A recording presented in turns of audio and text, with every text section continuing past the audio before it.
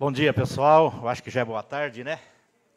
Mas uma satisfação enorme de estar aqui nessa linda cidade, vizinha de onde eu moro, na Capela do Socorro, que é o Embu-Guaçu. Queria cumprimentar o meu presidente, Gilmaci. Parabéns, Gilmaci. O Gilmaci que teve essa ideia de, todo ano, levar a audiência pública em cidades diferentes, não necessariamente cidades grandes. E aqui na região, deputado Eduardo Nóbrega, nós já fizemos em Osasco, já fizemos em Embu das Artes, fizemos em Itapecerica da Serra, fizemos em Taboão da Serra, não sei se Carapicuíba nós fizemos em Itapevi, da região, né? E o próximo, com certeza, está muito bem guardado, essa reivindicação para fazer em São Lourenço. Acho que não vamos ter problema nenhum. Então, parabéns, Gilmaci, pela condução dos trabalhos, democrático e com muita capacidade. Cumprimentar o prefeito Felipe, né, que eu conheci há pouco tempo e a gente começou a ter uma parceria também com a cidade de São Lourenço. Só para vocês terem uma ideia, a cidade de São Lourenço é a menor cidade de toda essa região, mas o coração é muito grande, pode ser o maior de toda a região. Então, parabéns pelo seu trabalho, Felipe, tudo que você está fazendo lá. Cumprimentar a Simone, secretária da Saúde. Simone, eu mandei uma verba, já faz 6 meses, para comprar o mamógrafo. Eu fiquei sabendo agora, aqui do Embu-Guaçu, que está em licitação, e logo, logo teremos um mamógrafo aqui na cidade do Embu-Guaçu, para atender as mulheres, os homens, né, na prevenção. Assim como foi feito lá em Itapecerica da Serra, que também foi uma emenda, e está funcionando lá no CEM, Centro de Especialidade da Mulher, né? Então, essas coisas é muito importante. Cumprimentar a Vani, parabéns pela sua fala, representando todas as entidades da sociedade civil, né, da assistência social. E cumprimentar o nosso presidente da Câmara, o Joaquim. Obrigado por nos receber toda a comissão aqui de Finanças e Orçamento. Vou falar o nome de todos os vereadores, porque são todos colegas meus, amigos meus, e que a gente tem uma relação muito bem. Além do Joaquim, o Clebinho, o jogador, o professor Colli, o Lucas da Saúde, o João Sené, o Isaías Coelho, o Toninho Valflor, o Carlinhos, o engenheiro Barros, o Maicon Siqueira, o Cássio Kebes e o meu amigo, o vereador de Itapecerica da Serra, Fábio Santana. Não posso deixar de cumprimentar também o Cristiano, né, lá do Embu das Artes, que fez uso da palavra, o Valtinho Meireles, que não pôde falar, mas é lá de Cotia, o Tiago, lá de Juquitiba. Em nome deles, o Carlão, que está aqui presente, o professor Reinaldo, meu filho. Se eu não falo meu filho, então vou falar de quem, né? O Carlos Tato. Em nome deles, cumprimentar todo mundo. Muita gente aqui, o Cláudio e a Luciana, os ciganos, né? E é muita gente aqui que a gente vai perder muito tempo falando o nome deles, porque o tempo é reduzido. Pessoal, a gente fica muito feliz de fazer uma audiência pública como essa. É fácil você exercer a democracia. Por que as pessoas têm medo de ouvir a população? Eduardo, olha que maravilha. Felipe, Gilmaci, da gente ouvir, e a gente vai ouvindo, a gente percebe que todos os temas são colocados. Um fala de um tema, outro fala de outro, e a gente colhe informações para a gente transformar em emendas. Tudo isso está sendo gravado, está sendo protocolado, né? E no final de setembro, a gente recebe o orçamento do Estado. E lá é transformado em emendas. Aí os 94 deputados apresentam emendas para o orçamento. É uma forma da gente ajustar o orçamento. Eu sempre falo que os burocratas são pessoas especializadas, competentes, né, no Estado, que organizam o orçamento. Mas eles não fazem isso, que é chegar na ponta e ouvir quem mais precisa, quem vive os problemas. E a Assembleia Legislativa, através da Comissão de Finanças e Orçamento, está fazendo isso. E é isso que a gente precisa fazer cada vez mais. Não só na Assembleia Legislativa do Estado de São Paulo, do governo do Estado de São Paulo, mas na União também, e muito em especial nos municípios, né? Quem não faz audiência pública para discutir o orçamento, que o faça. O orçamento, tanto da União como do Estado ou da Prefeitura, é a lei mais importante aprovada todos os anos. No meio de todas as leis que é aprovada, importantes. Mas o orçamento é a mais importante.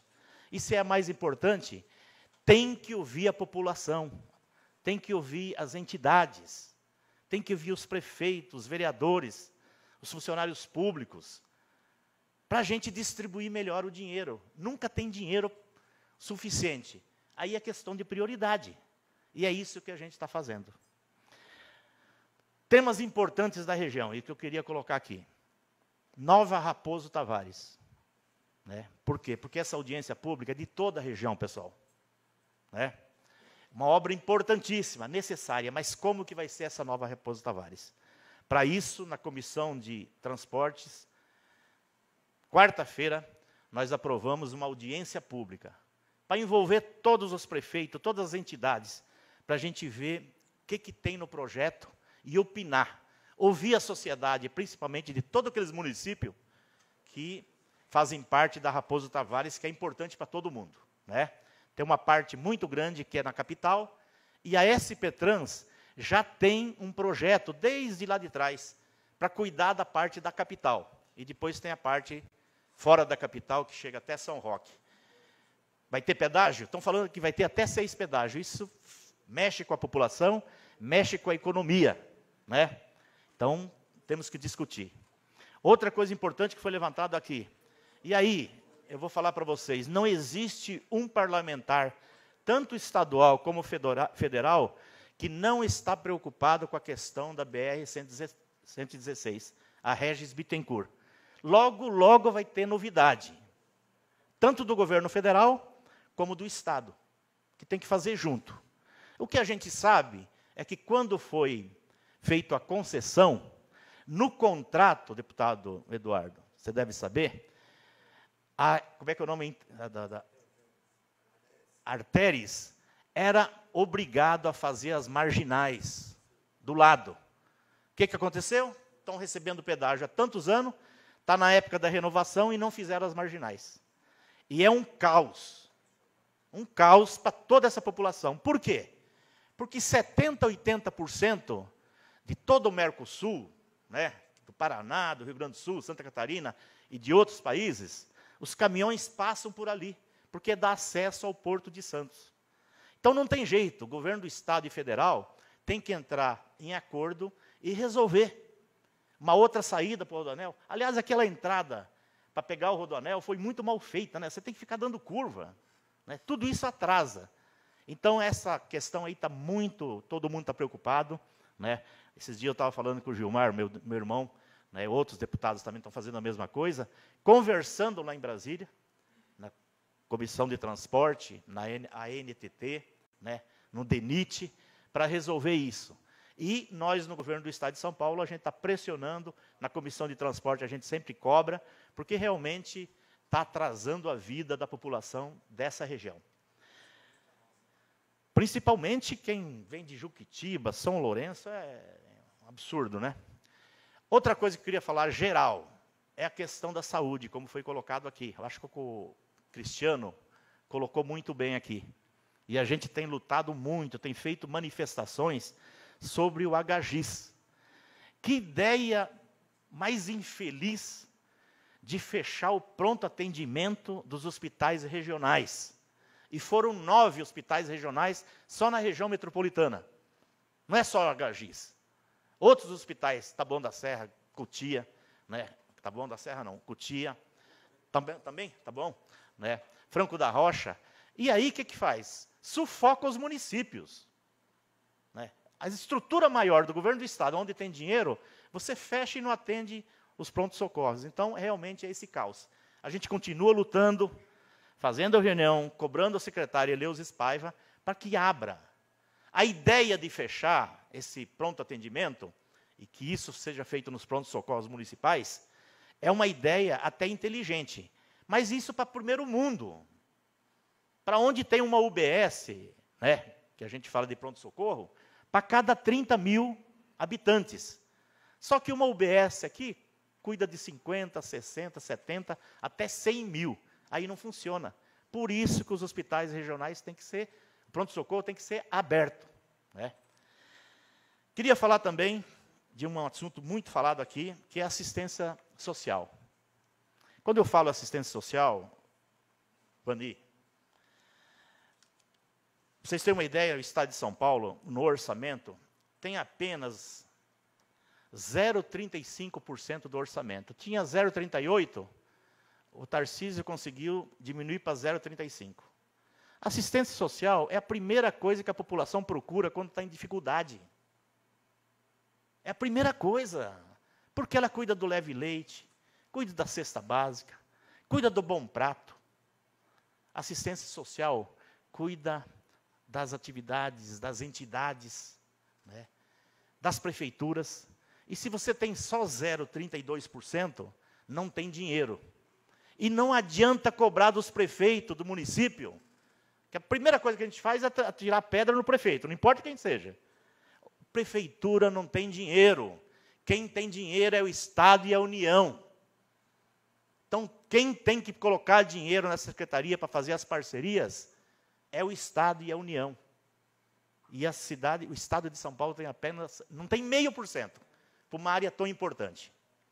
A assistência social, pessoal, cuida dos deficientes, cuida do autismo, do TEA. E hoje vocês sabem, nossa companheira, se não me engano, foi a Kátia que falou, né? Que hoje é fácil de diagnosticar o TEA, o transtorno do aspecto autista. Então, por isso que estourou no Brasil todo, no mundo todo. Não tem programa nessa área, precisa de programa, precisa de dinheiro. Precisa colocar na saúde, na educação, precisa colocar pessoas especializadas para cuidar. Né? Eu, em particular, sou um dos deputados que mais apresentei projetos lá na Assembleia Legislativa. Eu aprovei o projeto 17.158, de 2019, cria política de proteção para pessoas que possuem o transtorno do aspecto autista. Criar um programa no Estado de São Paulo. Nesse programa, você inclui um monte de projetos que tem lá na Assembleia Legislativa, inclusive meu. Só que esse projeto foi aprovado em 2019. Foi sancionado pelo Dória. Só que até agora não foi regulamentado, gente. Precisa regulamentar. E agora eu apresentei também um outro projeto, no meio de tantos, que é o 1005 de 2023, que institui auxílio financeiro para mães atípicas ou responsável atípicos. O que quer dizer isso? A dificuldade que uma família tem, que uma mãe tem, que um pai tem, para cuidar de uma pessoa autista, é enorme. Quem tem o como pagar, paga. Tem gente que usa até um plano de saúde para cuidar. Agora, a grande maioria, as pessoas não têm poder financeiro para cuidar. Então, é muito importante que o Estado tenha um programa e que dê uma ajuda para as mães ou quem cuida do pessoal, das nossas pessoas autistas. Né? A gente ter uma responsabilidade. Tem muitas entidades sendo formadas, criadas, que cuidam. Mas precisa de parceria, precisa de investimento. Então, um olhar muito especial para a questão do autismo. Criar programas e, deputado Gilmaci, o senhor lembra que o Marcolino tocou nesse assunto, da gente verificar agora na LDO, que está tramitando na Assembleia Legislativa, a gente arrumar uma rúbrica na LDO, para que se criar, deputado Eduardo, né, um programa para a questão do autismo, tão importante, né, e tão colocado na ordem do dia. No orçamento, a gente precisa ajustar algumas coisas que está lá de mentirinha. Foi criada a Secretaria da Mulher, mas não foi colocado dinheiro. E Foi colocado aqui tanta coisa de proteção à mulher, do cuidado que tem que ter, da questão da delegacia das mulheres, do cuidado com as mulheres, da proteção contra os assédio, enfim. Mas tem a secretaria, foi comemorado, mas não está no orçamento, Clebinho. Então tem que pôr dinheiro. E outro assunto que eu fiquei impressionado, que não foi falado aqui, mas eu vou falar, não sei, talvez eu não ouvi, é a questão dos animais, dos cães e gatos. Também foi criado no estado de São Paulo uma coordenadoria na Secretaria da Saúde. Criaram a coordenadoria, mas não colocaram dinheiro. Então, nós temos que garantir no orçamento, na LDO e no orçamento, dinheiro para cuidar dos animais. Olha a preocupação de todas as famílias, de toda a população, que é uma área que todo mundo tem um carinho enorme e precisa ser cuidado, para ter clínicas veterinárias, né, com parceria nos municípios e as entidades que cuidam dos animais. Tem muita coisa aqui, o esporte e a cultura, o Carlos falou, é isso mesmo. Se você somar esporte e cultura é 0,09% do orçamento. E o esporte, apenas esporte 0,09% e a cultura 0,37%. Somando os dois, não chega a 0,5%. E aí fica uma luta enorme das famílias, do pai e da mãe, né, disputando com o crime organizado, com as drogas, a nossa juventude. Se você não tem dinheiro para você colocar na cultura e no esporte para atrair a juventude, também as crianças, os idosos, fica muito difícil essa batalha. A gente perde, e nós estamos perdendo. Então tem que colocar mais dinheiro para os programas culturais, programas esportivos, com as prefeituras, e muito especial com as entidades da sociedade civil, que faz um trabalho maravilhoso. Então, um olhar enorme. E aqui na região, por último, eu não poderia falar da questão ambiental, né? Essa nossa região aqui, eu faço questão de falar em todos os lugares, é uma região muito bonita. Daqui até o Vale do Ribeira, né? Lugar linda. E nós não temos investimento, não tem dinheiro também no turismo. A Secretaria do Turismo e Viagens tem 0,20% do orçamento do Estado de São Paulo. Todo mundo sabe que o turismo traz emprego, traz renda, mas com esse dinheiro aqui não está. E a reclamação é enorme de infraestrutura. Onde não tem infraestrutura, não tem turismo. O cara vai uma vez, atola o carro, ele não volta mais. E fala para os outros que lá tem problema. E aí foi dados aqui da quantidade de estradas vicinais que a gente tem, estrada de terra, em toda essa região. Né? Aqui, Itapecerica da Serra, São Lourenço, Juquitiba, enfim. Então precisa investir mais e consertar nossas estradas. Notícia boa, deputado Gilmaci, está abrindo as torneiras. Porque o dinheiro que estava contingenciado nas vicinais foi totalmente, né, liberado. Né, Emílio? Foi isso que você me passou, né? E também começou a liberar o dinheiro das estradas municipais. É isso. Mas ainda tem dinheiro contingenciado. O bom é que a receita do Estado de São Paulo está sendo equilibrada, está aumentando. E isso é bom. Aí o Tarcísio precisa abrir as torneiras e mandar dinheiro para as prefeituras e os repasses para as entidades. Enfim, pessoal, fico muito feliz de fazer essa audiência pública aqui, parabenizar todos vocês. Tudo isso vai ser acolhido, vai ser organizado, e no final do ano, cada um de vocês cobrem do seu deputado para ajudar nos ajustes, nas emendas. É isso que é importante.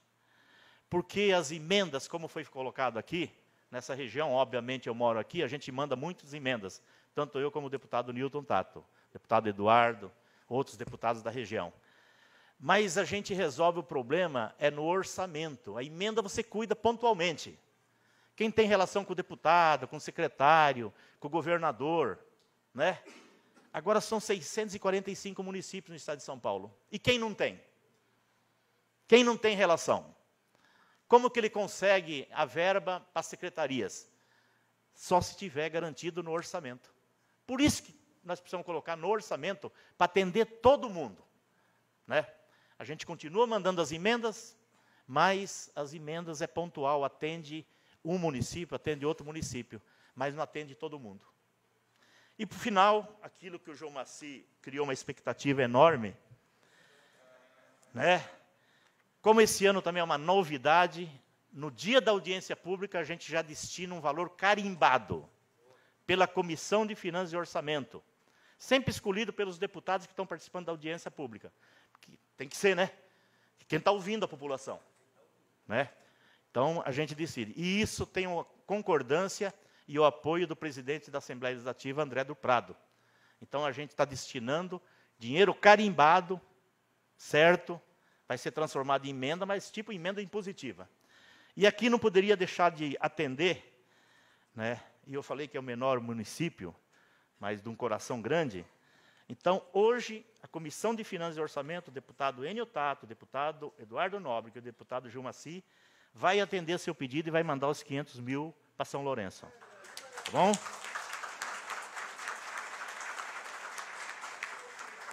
Um outro pedido, e que ajuda em Bugaçu, mas ajuda também os outros municípios, que é a questão de acessibilidade.